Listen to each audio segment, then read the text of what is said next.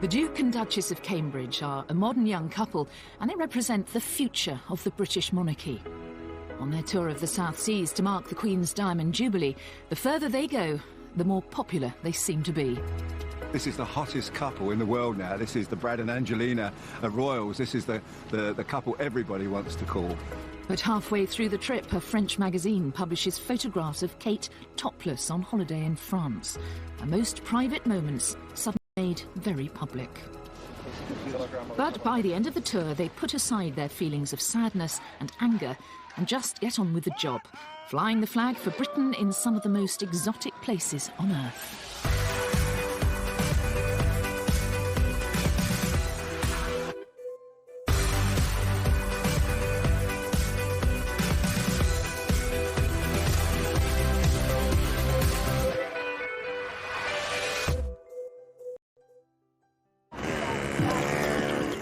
The first stop on William and Kate's South Seas tour will be Singapore. The former British colony has transformed itself into one of the Asian tigers, a bustling, thrusting super city. But Singapore is still a member of the Commonwealth, and the many colonial buildings reaffirm its links to the UK. But while many Singaporeans view this history as a shared heritage, what real connection is there between Singapore and Britain and the British monarchy?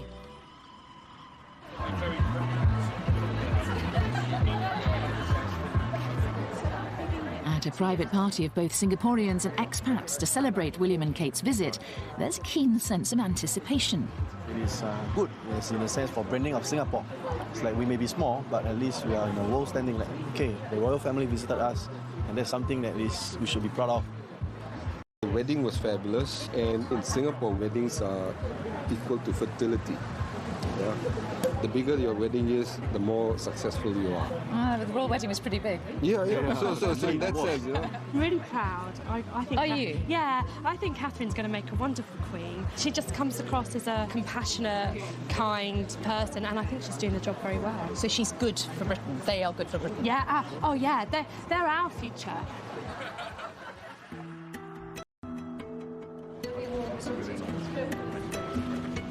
William and Kate arrive in Singapore to face a gruelling schedule. 4 countries spread over thousands of miles of ocean, all in 9 days. They are not only representing the Queen, but under constant scrutiny themselves. But the first event of the tour is a more poignant ceremony to see an orchid named after William's mother, Princess Diana, whose house William is not to know that the press intrusion that dogged his mother is about to start all over again for him and Kate. The media pack are all gathered here at the Botanic Gardens for the couple's first engagement. The royal couple are here for an orchid naming ceremony. The flower was originally named after Princess Diana, but she died 2 weeks before she was due in Singapore to be there at the ceremony. For the occasion, Kate wears a dress created by British designer Jenny Packham. Appropriately enough, it's got an orchid motif. Graceful white orchid, named after William's late mother, is a private moment for the royal couple, and the crowds have been kept away. They also see an orchid bred specially for them. Everybody is waiting out here In the heat for William and Kate to come back. They came up here about 20 minutes ago. They're in the orchid naming ceremony, and they're due to come back this way. And the police are getting a little bit agitated, trying to keep us all back from the road. Who are you waiting to see? The princess. The princess? They come to Singapore, they're ambassadors of the royal family and of the UK in Singapore, so it's a very special occasion. Hello, what's your name? Prince William. You're Prince William. Of course. And after waiting patiently to see the Duke and Duchess, their glimpse of the young couple is all too brief. Did you wave your flag? Yeah. She was on the other side. Oh, I'm on the way up. You didn't see her? No, not through the window. Were you not upset because you didn't Prince William? Did you not get to see them? The Queen first came to Singapore in 1972, and although her tours were more formal then, she's always been keen to meet people wherever she goes. Back in 1972, this was a brand new housing development, and the Queen and the Duke of Edinburgh came here to visit some of the residents. Well, now, 40 years later, Here to meet one of them. Thomas Pung was chosen to meet the Queen during that 1972 tour. Hello. Yes, Mr. Mary, I'm Thomas. You're welcome. I'm pleased to meet you. Thank you very much indeed. Welcome. Nice to Yes, meet you. That's same. Thank you very much. Hello. This is my daughter Genevieve. Hello, I'm Mary. This nice is to meet my you. wife Mary. Oh, you're Mary as well. Yeah. There's Mary. So these are the photos of 1972. Correct. I see. This they were on the balcony waving to the crowd, you see? Is this outside your flat? Correct. That's correct. Yeah. This is you? Yes, this is me. This is me. Mr. Pung, were you nervous before you met the Queen? Yes. You can never get this opportunity. And they said to you, don't offer the Queen anything, is that right? Yes. But you did give her a drink? She asked for it, so that's why we give it to her. That's how Mr. Pung has ended up with his very own royal souvenir. So which one is it? Is this one here? This first one is Her Majesty, you see. 1972, 18th of February. She came back in 2006. She came back to see you again? Correct. That's I correct. think she asked to see you, Mr. Pung. What do you think? I hope so. That was 2006? Yes. Before she could drink, I told her, I said, Your Majesty, if you take the first sip from the glass, you bring back your memory 34 years ago, which came to us. The same glass? Correct. That's why she's smiling. And you met her, of course, didn't you, with your dad? Yes. And you remember that very clearly. Yes. But it's interesting, isn't it? Because Singapore is so modern and the monarchy is so traditional in many ways. Well, I would say that England is a bit of the same. The monarchy exists in quite a modern society as well. And I think, the two can coexist. And what do you think about William and Kate? I think that many people are very interested to meet them, especially the Duchess. I think she's a role model to many young women, and lots of people are very excited about their visit. I think they really are. Kate, you're great! That excitement is plain to see at the couple's first walkabout at the Gardens by the Bay in central Singapore. You're looking as well as I am. Locals and expats alike are eager for their first chance to get up close to royalty. But no royal tour is just about pleasing the crowds. Next comes some of the real business of the trip, a visit to open a new engine assembly plant, which Rolls-Royce has just completed in Seletar. Good morning. Morning. Jonathan Asherson is in charge here. This is amazing. This is brand new, This is brand new, yes. It was opened in February by the Prime Minister here, and now we're just starting production. The facility has been built to supply the rapidly growing aerospace industry Far East. The vast majority of the 500 workers here are Singaporeans. Why is this facility in Singapore? Our order book is at about £60 billion, and a large proportion of that, and a growing proportion of that, is from Asia.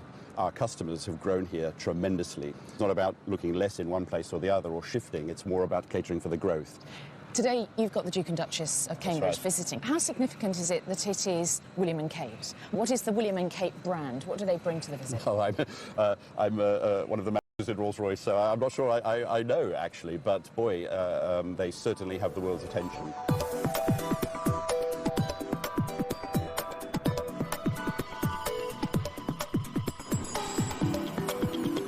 So we're here, they're in the building, and they're being briefed. Distinguished guests, important customers and partners, please join me in welcoming their Royal Highness Mr. Seletar. There is a tendency amongst some people to think these tours are just froth and bubble. In fact, they're far from that. The popularity of the royal family firstly engenders goodwill, but secondly draws attention yet again to our country and the business and other opportunities that are available there. Here is cutting-edge aerospace technology developed by one of the United Kingdom's great global companies. I know that Rolls-Royce sets as its standard that it should be trusted to deliver excellence. There can be no doubt that Seletar will deliver exactly that. Thank you. 3, 2, 1.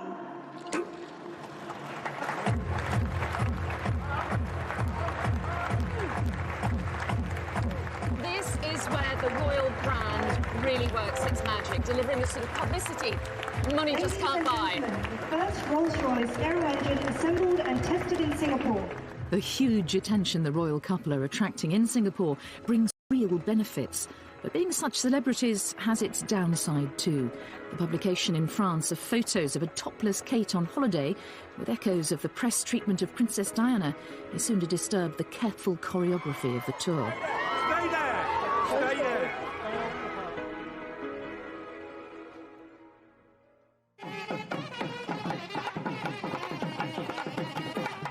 William and Kate's tour of the South Seas is providing them with an opportunity to see some of Singapore's cultural variety.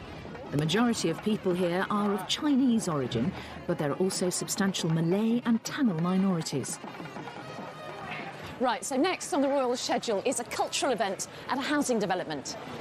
Now, this place is called Queenstown, and it was named after Queen Elizabeth in 1952.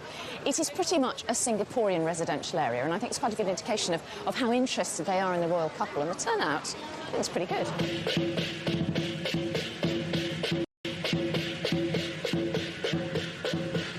Tell me, why are you here to see William and Kate today? Because it's modern Singapore now. Why do you care about the royal family now?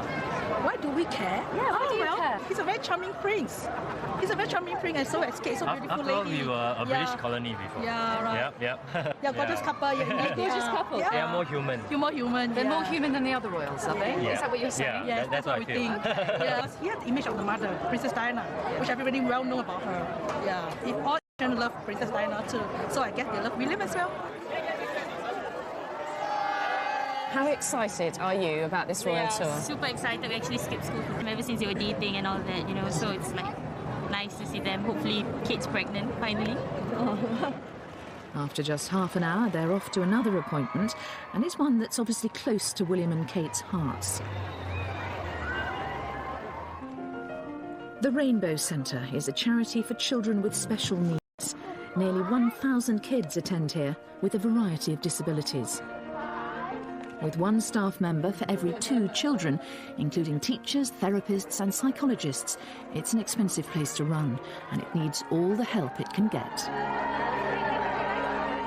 William and Kate have chosen several children's charities to support in Britain, so the Rainbow Centre is precisely the sort of place they want to visit during their time in Singapore. Hello. When the excitement has died down, meet some of the children, parents and staff at the centre who've had the chance to welcome the Duke and Duchess. It's really a nice experience to have them with us today. I met the Duke. Did you? And he's so warm. Yeah, you just feel at ease when you're with him.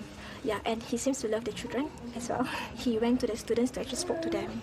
Yes, that was very nice of him. And how did the children respond to him, the students? They were excited. Are you excited? Me and my mom go and click the photo and see. You clicked a photo of the Duke and Duchess today, did you? This is an occasion when the royal couple's celebrity will be of real benefit to the charity. Now, the crowds here at the Rainbow Centre are certainly not large, but they are extremely enthusiastic. And I think they demonstrate the couple really can attract attention to good causes. I think they are really natural around children. I think they really love children. They like them. They know that children have been dreaming about meeting a real live prince and princess, and they have stars in their eyes when they meet William and Kate, and I think they do everything they can to make those dreams true. To Her Majesty the Queen and the Duke and Duchess of Cambridge. So far, William and Kate certainly seem at ease with their role and each other. The royal couple's time in Singapore is nearly over. But the final stop is to pay their respects to the thousands of Allied soldiers who perished there during the Second World War. Little do William and Kate know, but it will also provide one of the last moments of calm before the storm about to break thousands of miles away in France.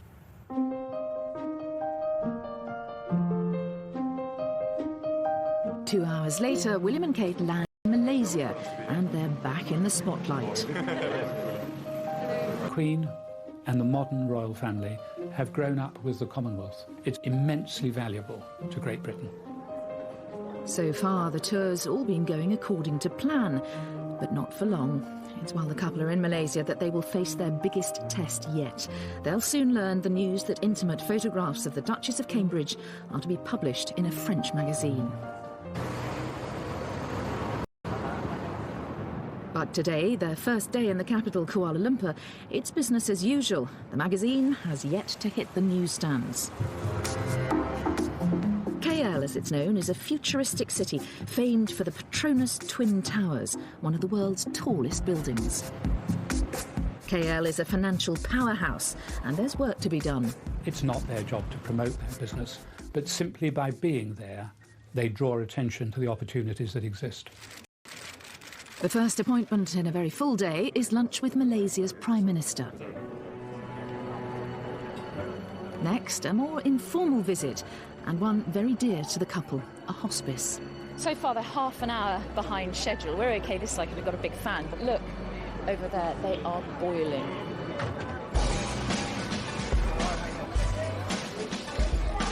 But for staff and patients at the hospice, it's all worth the wait. From its simple beginnings with one nurse and 2 volunteer doctors, the charity has grown to be the largest hospice in Malaysia, with 16,000 patient referrals last year. One of them is Mrs. Choi, who has lung cancer. When I was alone at home, I was thinking, oh, cancer. Then, no, you come to this center, you find out that there are people worse off than you. You're not the only one. There are people worse off than you. Look at that. This visit creates, hopefully, a huge amount of awareness. I hope that people will be asking, why are they doing a visit to hospice? What is it? I hope that conversations will start to take place. With their up-close and personal style, the couple are putting their stamp on this tour. Kate's tenderness is reminiscent of Princess Diana, and from the reaction, it's clear that she has connected with the patients and touched the hearts of those she's meeting. She was very kind to me. She was very beautiful. 15-year-old Zakwan Anur may have only a short time to live. He's postponed a blood transfusion just so he can meet the Duchess. I think that's one chance in a lifetime. She's very kind, and I see that she likes children. Zakwan turned 15 just 2 days ago. His mother says that meeting the Duchess has given him such a boost. It's as if his leukemia... Sign anything. And she said he was brave and he was handsome and his face lit up. Magical moment. High position people, they are very busy, but she spent time. I'm very, very, very, very happy. I can't believe I met her. Kate chooses which charities to support with great care. And back in the UK, one of those is a children's hospice. She specifically asked to visit Hospice Malaysia while she's in Kuala Lumpur. It's here that Kate gives only her second speech since becoming Duchess of Cambridge, and her first one abroad. This is a very special place, and so much is already being achieved. It has been wonderful meeting the patients, families, and all the staff here. You have given us the most wonderful welcome. If she's feeling nervous, Kate certainly doesn't show it. Thank you again for inviting us here, and all the very best to this exciting new initiative. Thank you. You know, she's good at her job. I would never criticise this girl. I mean, she's come into it as, you know, and it's a tough job being a member of the royal family, but, you know, the best part she's brilliant at, and that is with children and people who are not very well. She just seems to give her whole self to them. This girl is really falling into the job, but, you know, the attention she gets, you know, it's incredible. The couple are used to being in the media spotlight, and tonight, as guests of honour of King of Malaysia, they don't disappoint. The royal family have had many, many, many years to get used to it. And here is Catherine, who, you know, 2 years ago was still, as it were, a commoner, one of us, handling it as if she'd been doing it all her life. Tonight, it's Kate in her Alexander McQueen dress embroidered with Malaysia's national flower, the hibiscus, that makes the front pages. Tomorrow, it's what she's not wearing that will grab the headlines.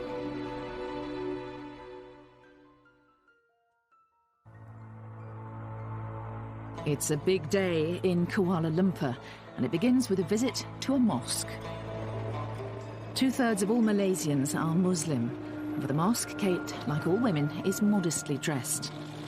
But she and William have recently learned something that could derail the whole tour.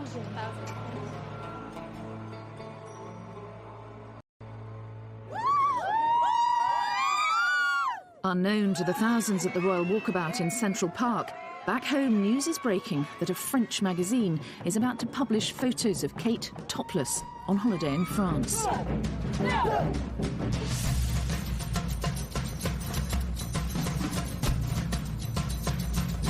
Stay here. To see her. For these crowds, being this close to the Duchess is something they'll remember all their lives. This is Kate's job now. She took your flower! You look like you're going to cry! I called out her and she turned around! I think that it'll bring a really big deal to Malaysia, that, you know, it's like the royal people of England actually coming to Malaysia. That's a really big honor to Malaysia, bring really great honor. Love William and Kate, and they're the best couple. Long live William and Kate. The royal family will see that down that very slim body, there's a rod of steel going down through her spine where she can think, I'm not going to think about it. I'm going to do exactly what I would have done before these photographs were discovered. I am going to behave as the Queen would want me to. And I think that has probably reassured the royal family, whatever may be thrown at them, and who knows what will, she'll cope. Oh, she's gorgeous.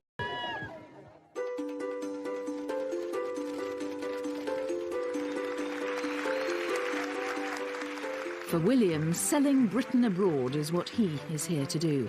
Malaysia is an important emerging global market. My grandmother told me that Malaysia would provide us with some wonderful experiences and unforgettable memories. And so indeed it has proved. The Star is Malaysia's largest circulation tabloid. At today's editorial meeting, there's plenty to discuss. Look at the expression, the face. But here, it's the tour itself that makes the front page. There is a lot of interest in the royal, especially the British royal family in this country. Some aspects, yes, but because it's such an important visit by such popular royals, that's why we put it on the front page. Today we've got emerging the story about the topless photos. What would be your attitude as a media outlet to those, do you think? We will run the topless stories because it is news, but we'll focus on what they've done here. We are very protective of our own royalty here, and there's some cultural, even religious sensitivity. In newsrooms back in London, things couldn't be more different. And for the royal family, the parallels with what happened to Diana are all too clear. There is fury at the palace, statements saying they are genuinely angry at the invasion of privacy, but throughout it all, the Duchess has to remain at all times composed. A Jubilee tea party for local celebrities is a welcome distraction, and the only photographers here are here by invitation. She was telling me that this is her first trip so far in the East. I think she hasn't been in this part of the world before. They are such a lovely couple. You set a great example. But, you know, I'm always against anyone that invades privacy. And why do you want to embarrass it? Of the photographs, the Duke and Duchess have been spared the excesses of the paparazzi. The fear is that this will encourage more invasions of their privacy. William and Kate can only hope that they can put the incident behind them. They're heading for Sabah in Malaysian Borneo. After the hustle and bustle of two modern cities, and above all the storm over the photographs, the peace and tranquility of the Borneo rainforest must come as a welcome relief. Economies may be thriving in the Far East, but at a cost. Rainforests in Malaysia's Sabah district are being cut down, threatening an entire ecosystem. Looking much more relaxed and cheerful than the previous day, William and Kate arrive at Danam Valley, a conservation area covering nearly 200 square miles. The couple both have a long-standing interest in this kind of project, and research here into the impact of deforestation is funded by the Royal Society, of which the Duke is a fellow.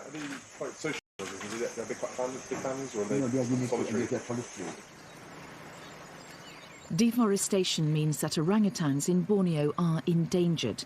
The royal couple's visit is crucial in highlighting to a global audience the plight of the valley and rainforests in general. It will raise awareness of the existence of conservation efforts in Sabah, and also how important it is to conserve what you have left. Dr. Yusa, a specialist in high canopy ants, trained at Cambridge. Today, she will welcome the Duke and Duchess of Cambridge to a bird's-eye view, 130 feet up.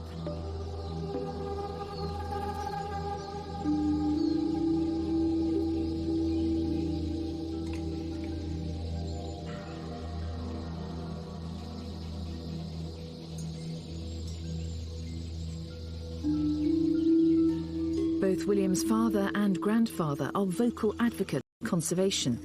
William and Kate are keen to carry on this very royal tradition. They savour their time here because soon this period of quiet contemplation will be over.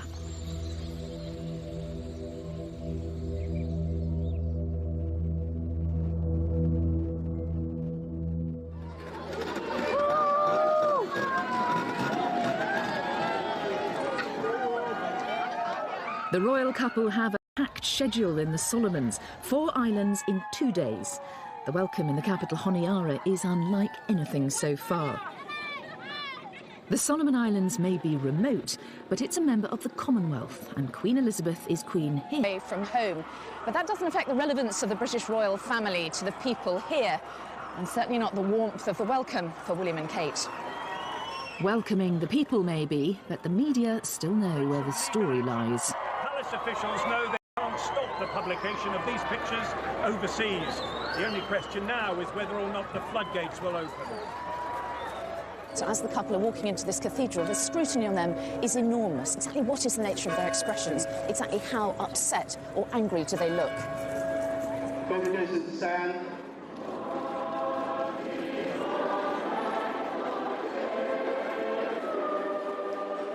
I think what is really, really sad about this is the timing of, in a really great Jubilee year, the Queen was so pleased with the younger generation of royals, so happy that they were picking up the mantle. You know, William and Kate are the future, and this has really, really soured that, I think. And whatever the rights and wrongs of it, anything that dents the dignity of the royal family in the end is bad for it as an institution. Yet none of this seems to matter to the thousands spilling out of St Barnabas Cathedral.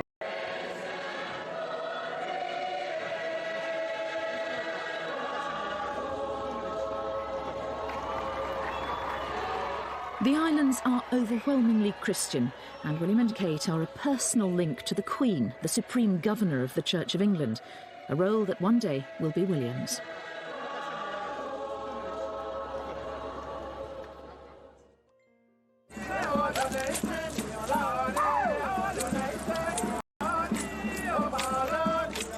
On day 2 of the Solomon Islands visit, the couple are due to experience some island culture.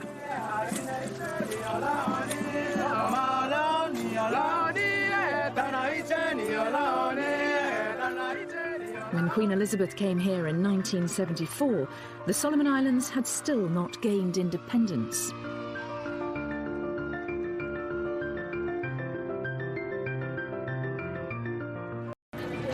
Do you remember when the Queen Elizabeth came here? Yeah, I was a student, and I actually shook her hand. Yes, we were standing, and she came in, sort of, and I can still remember. She was young then. That was 40 years ago. Loyalty to the royal family remains strong here. The media frenzy in Europe seems a long way away. What do you think? I think it's unfair. They should just leave them alone and, you know, let them do what they want to do. It's not nice at all. They're also ordinary people. They have to have privacy, and it's a shame that, you know, those magazines were, you know, showing those photos. That's the moment.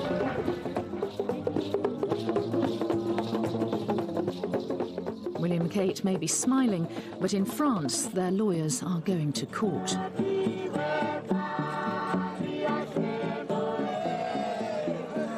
One enduring link between the islands and the UK was forged by William's grandfather.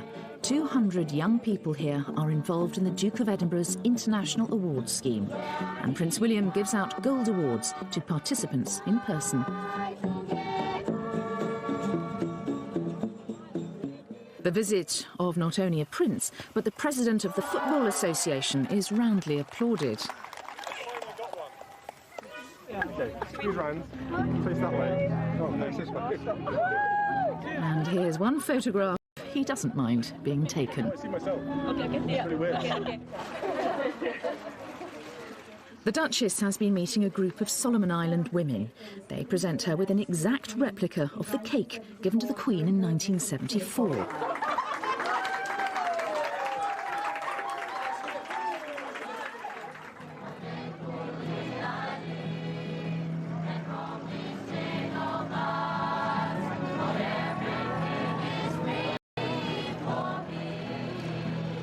The island of Marau is a short flight away. The press photographers are there ahead of the royal couple and have already made the connection with the story of the week.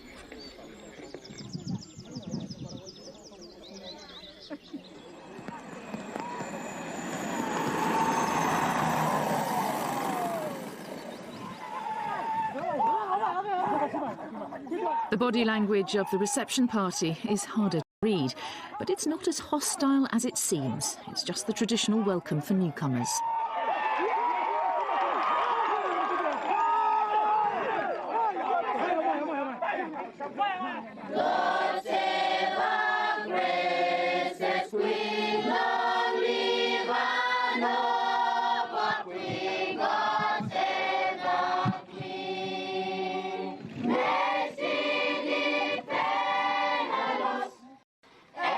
And it's easy to get caught out by the local version of the national anthem.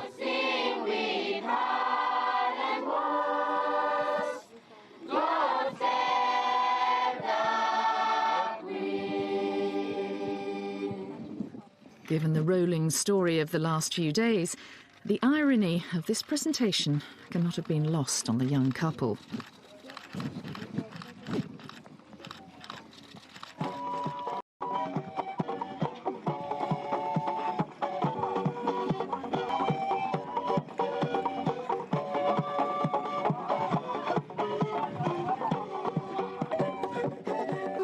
The 1,000 Solomon Islands are scattered over a huge area of ocean.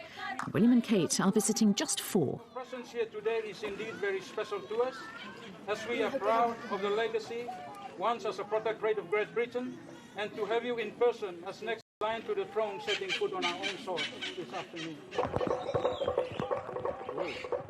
A traditional war canoe transports William and Kate to the idyllic island of Tavanapupu, where they can spend some time alone. For one night, at last, they'll have the privacy they were denied in France. The South Seas, it seems, are working their magic. He was really furious as we left Kuala Lumpur, and now it's just incredible. He's just so happy, and Kate as well. They've just got back to the old partnership, sparking off each other and enjoying it, and letting the people see that they're enjoying it. You know, when you think the pain that she's been through this week, never believe this woman is able to sort of put that somewhere in her brain and then get on with representing Great Britain. Brilliant. Back in the capital, local radio is preparing to say goodbye. This fella boat where but fella come him decorated one, or what is special about? I'm meeting Bart Bassier and his team, getting ready to report on the Duke and Duchess's departure to the final stop of the tour.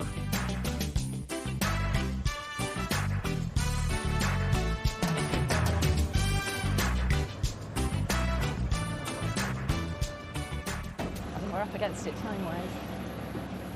Have you missed them, Bart? No. No? There's no television station on the island, so it's down to the national radio broadcaster to report this big story on their mobile phones. So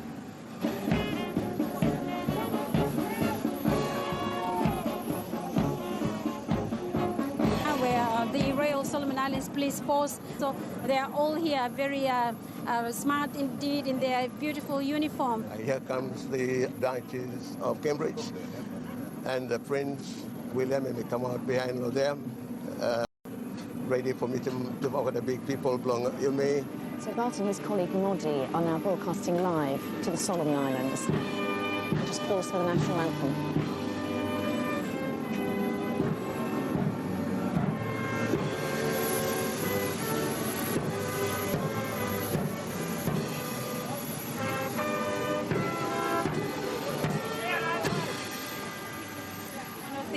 Overseas reporters is also here with us.